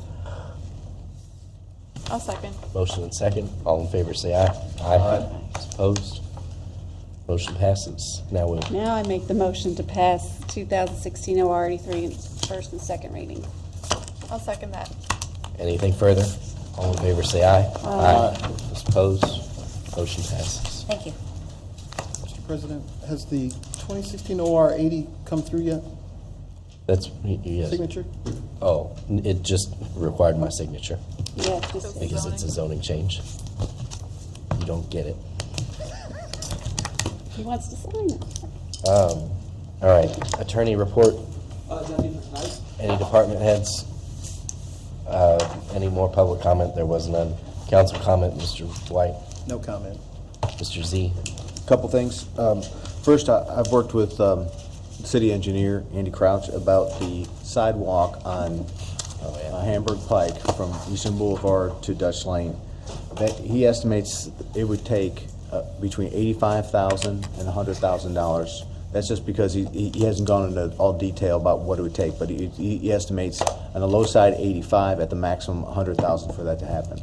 I haven't talked to Ms. Metcalf yet, but my plan would be to try to find that 100,000 in hopes that the council would approve whatever, that we go ahead and build that sidewalk. If you remember, we actually had somebody die on that stretch, so I think it is pretty important. Did he mention to you that he's got money left over from this year that he's going to move to that, to have that done? Because that's what he stated There's to a me. whole stretch of sidewalk that needs to be done Yes. before we get there, or at the same time. Yes. So we need to talk about that. Yeah, it wouldn't be spent right away, but he doesn't want to put the work in if it's not going to happen. That's the main thing. I think we're all in I think it's support of gonna that. happen. Yeah. Okay, that's what I'm asking before. Yes. So I've been working with him. I'll go ahead and tell him to go ahead and start doing the detail and put the time in because it's going to happen. We're going to find the money for it. Okay? Thank you. Are you saying we're going to find the money before the end of the year, or? No, I don't think Okay. it has to be before the end of the year. He just wanted to make sure that there's a project that's going to Progress, happen move forward. within the next, probably within the next calendar year, not this fiscal year. Okay. So I'll be working with you, Ms. McCaffrey. Thank you. I also want to mention that, there was a presidential election, and, yeah, it happened. It happened. And one of the things as a result is I think there's going to be a major infrastructure bill from the federal government to improve roads, streets, bridges. And in the past when that happened, I think it was like build bridge bonds or whatever it was from the last administration, what they said was, hey, any projects you have that are shovel-ready, that are in the pipeline, those are the ones that could qualify, so please let us know. So with that, I would ask the administration, put some projects on a list somewhere, write it down, get us in line somewhere, even if it's just preliminary, say, hey, this is a thought, Charlestown Pike widening, a Hamburg Pike widening, whatever, Utica-Sellersburg Pike, all these projects, let's at least get them on a list somewhere, so if there is money that filters down, we get to the top of the list. That's all I got. Ms. Yan? This popped into my mind when our city clerk made a comment about the internal controls. Where are we at with that? That's on my list. Okay. We have, Mr. Lewis and I have emailed back and forth on that. Ms. Metcalf reminds me every time I'm in the building. Like You will see an ordinance at Okay. our December meeting. Great. That's all I had. Thanks. Mr. Maples? I meant to mention this last meeting, but I totally forgot. If you see in the back, Captain Moreland has a beard. And if you see any of your police officers and Jeff with beards, it's No Shave November. But don't think it's just because they're allowed to grow a beard. They had to donate money to charity. So if you see a police officer with a beard, it was approved by the chief, which is much appreciated, and a lot of money. I lasted 10 days and I had to cut it off. It started itching too bad. So, as well as some other local departments, including the one I work for, is doing it. And I just think a lot of people see the police with a beard, but they don't know that every police officer had to donate some money to participate in that function. It's much appreciated. Ms. Gill? Yes, I had a couple of things. I don't know when I get a particular call about, to just be notified of things, so I just thought I'd bring it up because I think I received that call because you were out of town. It was from the fire department that they applied for a grant that the grant will be pushing around $100,000. But the match would only be $11,000, and they have that in their budget for next year. But they had a deadline that they had. I don't know if any of y'all got that call, but they had a deadline, and I did go in and I talked with DeLynn, and it's actually for I think 12 thermal imaging cameras and I think 10 handheld radios and everything that goes along with that. So to get over $100-some thousand worth of equipment for $11,000, I think it's a win-win. And then I think the deadline came and passed where you notified they applied for the what's called the SAFER grant. That's the equivalent to the COPS grant. So I just want to make sure, because I don't know who they call and who they don't call, just to bring everybody under to that awareness. And then we have to make a BZA appointment. Connie Sellers, as you all know, is elected to commissioner, and we cannot have an elected official on that BZA board. So hopefully everybody can be thinking of some names or somebody we can appoint to that. And then I just wanted to bring up something that Dustin brought up during the claims. He's got a valid point. It's very hard when I go in and I review a lot of the claims. I don't know what every little claim was approved or not, or if it's gone through. That was placed an ad. It was an ad to actually thank public safety, both fire and police, for helping and assisting the Parks Department, in all of their events and things. But I do work, and Mr. Burns is here. I do work hand in hand with him when anything comes up with a contract or agreement or anything. He does let me know if it's been signed. He lets me know that I'll look at more like the high dollar, something that raises a flag to me before I go in and look at claims, and I let him know that, and then he lets me know his claims. So I totally agree with what Dustin brought up, but I really don't know how, by the time I review claims, to know if every little single thing has been approved. If anybody has any ideas, I don't know if something over a certain dollar amount. Okay. And we have worked on purchasing policies and that sort of thing with Paul. A committee has. In developing that. I don't think that's been put in place yet, but there has been talk of how we go about doing those types of things. The ad that you mentioned, I don't know if that would have been covered by that purchasing policy, but I agree. Well, any suggestions or things that you want me to look for, because as you all know, going through those claims is time consuming, and my main thing is I check to see if it's a legal claim, that where the money's coming out of is appropriate, just things like that. So that's all I have. Okay. Mr. Hawkins? I do have one thing, and I don't know if it's just the way we do things or if we're allowed to change it. This meeting and in the previous couple meetings, there's been people on the agenda or items on the agenda of which I don't know what they're about, what they are.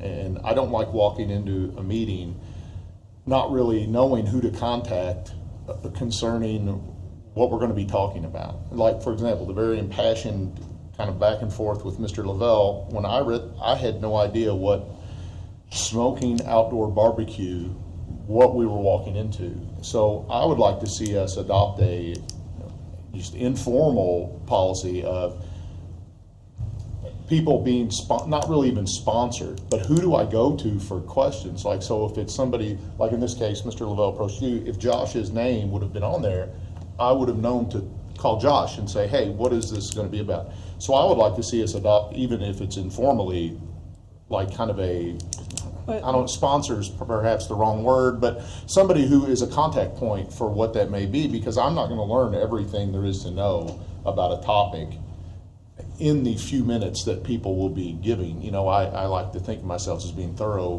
before. So I'd like to see us do that. You don't have to adopt a policy. The problem is I have put the sponsor's name on it before, and then prior council has told me that they didn't want their name on it, that they wanted it that way. So that's why it was done that way. But from now on. I requested I'm this not- year to make sure we have our sponsors on there. In previous years, we had sponsors on it. Well, I'm just telling you what happened previous with me.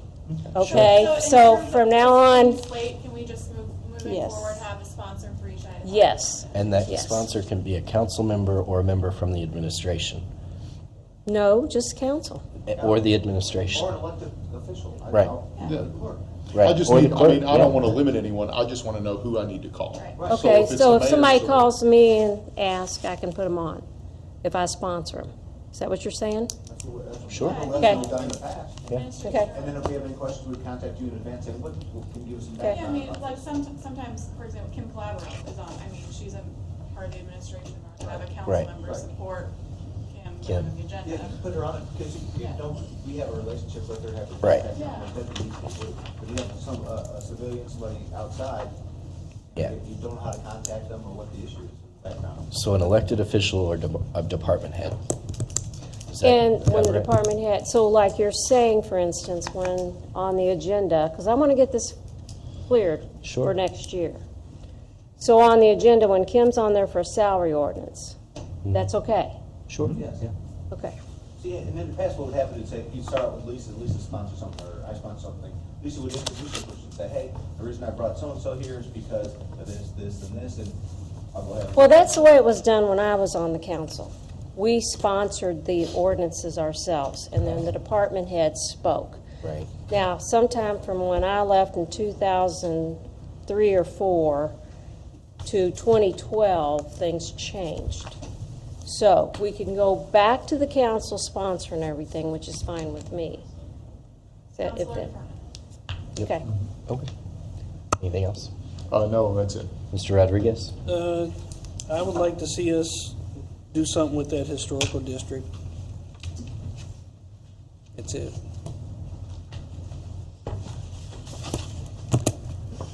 Okay. The only other thing I had, Kim sent me an email asking about the pay grade changes that we discussed in our last workshop. She asked if she was good to go ahead and put that together in an ordinance to bring to the December meeting. I told her that she could get started on that. I would look for any feedback, positive or negative, from the council. If there's not support for that change, which I don't think I support, if there's not support for that change, I'd like to let her know so that she can not put in the work to do that. If there is support, that's fine. But she asked if there was enough support to go ahead, and I told her to go ahead because I didn't have any reason to think otherwise. So if that's not the case, please let me know so I can let her know. Anything else? Motion to adjourn?